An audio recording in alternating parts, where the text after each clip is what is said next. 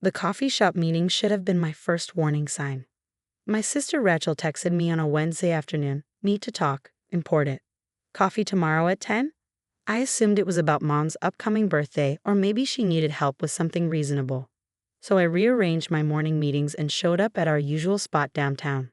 Rachel was already there, looking radiant in athleisure wear that probably cost more than my monthly car payment. Her 3 kids, Sophia, 8, Mason, 5, and baby Lily, 18 months. We're miraculously calm, absorbed in their tablets. Thanks for coming, she said, hugging me. I ordered your usual lat. No problem. What's going on? She took a deep breath, her perfectly manicured hands wrapping around her cup. I need to ask you something important, and I need you to really hear me out before you say no. My stomach tightened. Okay. You know how hard motherhood has been for me, she began. 3 kids in 7 years. I haven't had a moment to myself since Sophia was born. I've lost myself completely, Danielle. I don't even know who Rachel is anymore outside of being Mom. I nodded sympathetically. I can imagine that's really hard. So I've been talking to my therapist, and she thinks I need to take time to rediscover myself. Like real time. 6 months, maybe a year. That sounds healthy, I said cautiously. Are you thinking of doing a weekly class or something? Yoga? Art? No. She leaned forward, her eyes intense. I'm thinking of traveling. Southeast Asia, maybe Europe. Just me, backpacking, finding myself again. Like we did in college, remember? I blinked. Rachel, you have 3 kids. You can't just backpack through Asia for a year. That's where you come in, she smiled brightly. You could watch them. I laughed, assuming it was a joke. Good one. But seriously, what's your plan? Is Marcus taking paternity leave or something? Her smile didn't waver. Marcus works 60 hours a week. He can't be a single parent. But you work from home. You're a freelance graphic designer. You have a flexible schedule, and you have that big 2-bedroom apartment all to yourself. The laughter died in my throat. Wait, you're serious? Completely serious. Think about it, Dani. The kids love you. You'd be amazing with them, and it's only temporary, just until I figure out who I am again. Rachel, I work from home, but I still work. I have clients, deadlines, projects. You can work around their schedules. They're in school most of the day anyway. Well, except Lily, but she naps a lot. A year is not temporary, I said, trying to keep my voice level. And I have a career. I can't just put my entire life on hold to raise your children while you find yourself. Her expression hardened. So my mental health doesn't matter to you? Of course it matters, but there are other solutions. Hire a nanny. Put the kids in extended daycare. Have Marcus adjust his schedule. Take a weekend away every month. But asking me to give up my career for a year? That's insane. I'm not asking you to give it up, just adjust it. To work around 3 children I'd be solely responsible for. Rachel, do you hear yourself? She set down her coffee cup with a sharp click. I should have known you'd be selfish about this.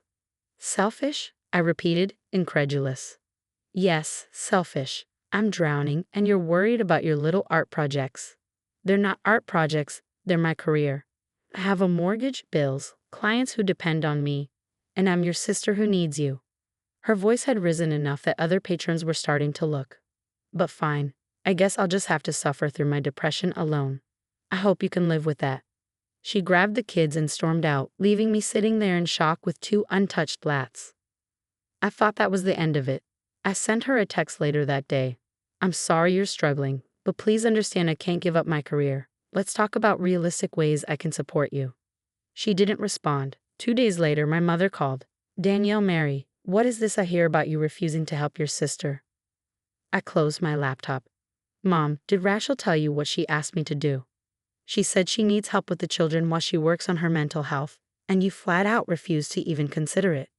She asked me to quit my job and become a full-time nanny for up to a year while she backpacks through Asia. There was a pause. She said it was just a few weeks, maybe a month or 2. She said 6 months to a year, Mom. And she wants me to move the kids into my apartment and take care of them full-time while she travels internationally to find herself. Another pause, longer this time. Well, would a few weeks really be that hard? You work from home. I work from home, not at home doing nothing. I have deadlines, clients, a business I've built over 8 years. Rachel is family, Danielle. She's struggling. Don't you think your career can take a backseat for a few weeks to help your own sister? Mom, she didn't ask for a few weeks, and even if she had, the answer would still be no. I'm not a free childcare service. I'm very disappointed in you, Mom said coldly. Your father and I raised you to help family. She hung up. I sat there staring at my phone, fury and hurt warring in my chest. Rachel had completely twisted the story, making herself the victim and me the villain. My father texted an hour later. Your mother is very upset. Please reconsider helping Rachel. Family comes first. I didn't respond. On Monday, I was in a video call with a major client, a corporate rebrand worth $45,000, when my building's front desk called. Ms. Peterson? I'm sorry to interrupt, but there's a woman here with 3 children claiming to be your sister. She says it's an emergency, and she needs to bring the kids up. My blood ran cold. Tell her I'm in a meeting and can't be disturbed. I did, but she's insisting. In the background, I could hear Rachel's voice rising. I'm her sister. This is a family emergency. I'm in an important client meeting, I said firmly. Tell her she needs to leave and call me later. She's saying she'll wait in the lobby. Ms. Peterson? My client's voice came through my laptop speakers. Is everything all right? I plastered on a smile. Yes, I'm so sorry. Just a small interruption. Where were we? We barely resumed the presentation when there was pounding on my apartment door. Danielle, open this door right now. My client's eyebrows rose. Do you need to handle that? I'm so sorry, I said, mortified. Can we reschedule? I'm dealing with a family situation. Of course. How about Thursday? The moment I ended the call, I marched to my door and yanked it open. Rachel stood there with all 3 kids and several bags, looking triumphant. How did you get up here? I told them it was an emergency. Which it is. She pushed past me into my apartment. Marcus and I had a huge fight. I can't be there right now. The kids and I need to stay here for a few days. Absolutely not. Dani, please. Just a few days while things cool down. No, Rachel. You manipulated building security to force your way into my home during an important business meeting. You've been lying to our parents about what you asked me to do. And now you're trying to move yourself and 3 kids into my apartment without permission. I'm your sister. And I'm a person with boundaries. You can't steamroll my entire life because you're unhappy with yours. Sophia started crying. Mason hid behind Rachel's legs. Baby Laylee, sensing the tension, began to wail. Rachel's face hardened into something ugly. Fine, you want to be selfish. Be selfish. But when I end up in the hospital because of my mental breakdown, that's on you. When my marriage falls apart, that's on you. When these children ask why Aunt Dani doesn't love them enough to help their mommy, that's on you. She scooped up Lily and grabbed Sophia's hand. Mason, come on. Clearly we're not welcome here. They left, and I stood in my destroyed living room. My client presentation interrupted, my reputation potentially damaged, my family turned against me, and I did something I hadn't done in years. I called a lawyer. What you're describing could constitute harassment, my lawyer, Janet, said the next day.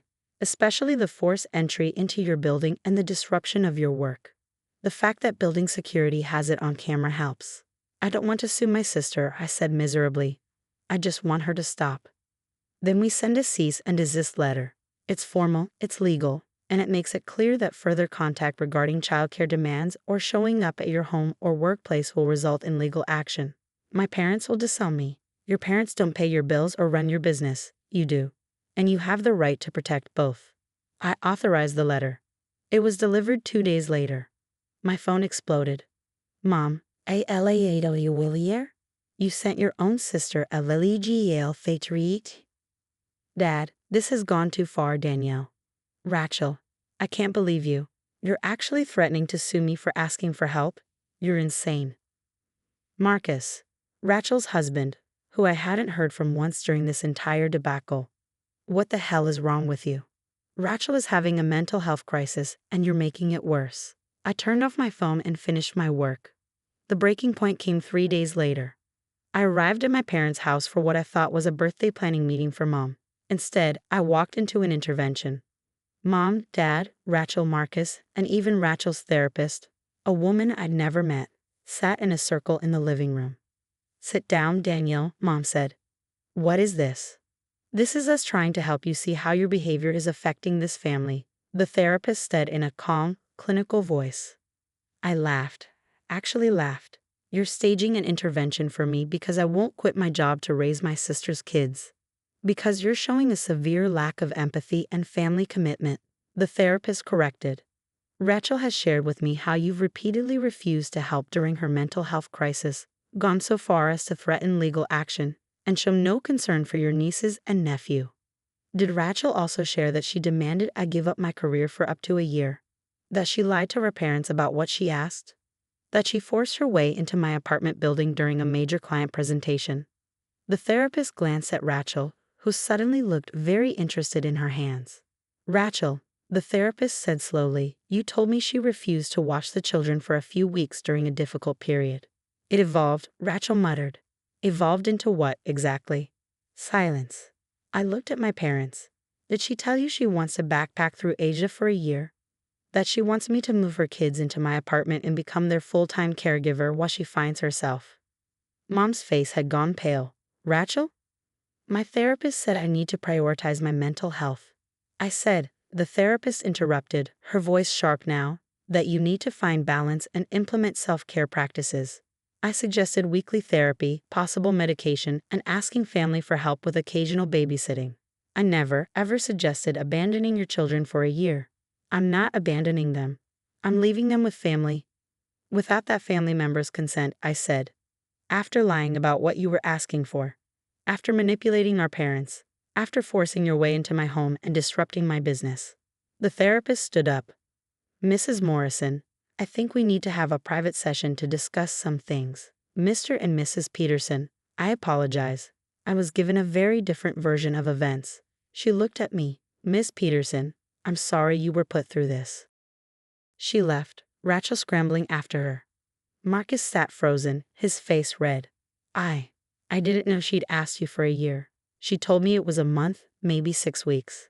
She lied to all of us, I said quietly. Mom started crying. I called you selfish. I told you I was disappointed. Because Rachel lied to you, I said, sitting down next to her. She's clearly struggling more than any of us realized. But that doesn't make it okay to manipulate everyone or try to force me to give up my life. Dad cleared his throat. What do you need from us, Danielle? I need you to respect my boundaries. I love Rachel. I love those kids. But I can't sacrifice my career and my life to enable her avoidance of her problems. If she needs help, there are real solutions: therapy, medication, marriage counseling, hiring childcare, Marcus adjusting his work schedule. But Danielle gives up everything is not a solution. That's fair, Dad said quietly. That's more than fair. I'm sorry we didn't listen. That was 2 months ago. Rachel is in intensive therapy now, real therapy, with a new therapist who doesn't enable her manipulation. She and Marcus are in marriage counseling. They hired a part-time nanny. She sent me a letter last week. A real, handwritten letter. Danielle, I don't know if you'll read this, but I need to try. My new therapist helped me see that I wasn't having a mental health crisis. I was having a personal responsibility crisis. I wanted to run away from my life instead of fixing it. What I did to you was wrong, all of it. The manipulation, the lies, the ambush at your apartment, the intervention. You were right to set boundaries. You were right to protect yourself. I'm working on being better, being honest, being an actual adult who deals with her problems instead of trying to dump them on other people. I don't expect forgiveness, but I wanted you to know I'm sorry. Love, Rachel. I cried when I read it. Then I called her. Hello. Her voice was tentative, uncertain. Thank you for the letter, I said. You read it? I did, and I appreciate it.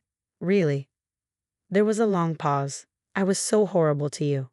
Yes, I agreed. You were. But you're getting help now. That matters. Can we maybe have coffee sometime? Just us.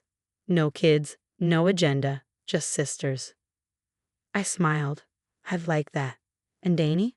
I saw your new client announcement on Instagram. The Morrison Hotel rebrand? That's huge. It is, I said, warmth flooding my chest. The client I'd almost lost during Rachel's apartment ambush had not only stayed but referred me to their parent company. It's the biggest project of my career. I'm proud of you, Rachel said, and I could hear tears in her voice. I should have said that before. I'm proud of you for building this amazing career. and I'm sorry I tried to destroy it. I love you, Rachel, but I won't let anyone destroy what I've built. Not even family. I know, she said softly, and you shouldn't. That's what makes you strong. We talked for an hour. Really talked, maybe for the first time in years. She's still my sister. I still love her. But I also love myself enough to know that setting boundaries doesn't make me selfish. It makes me sane.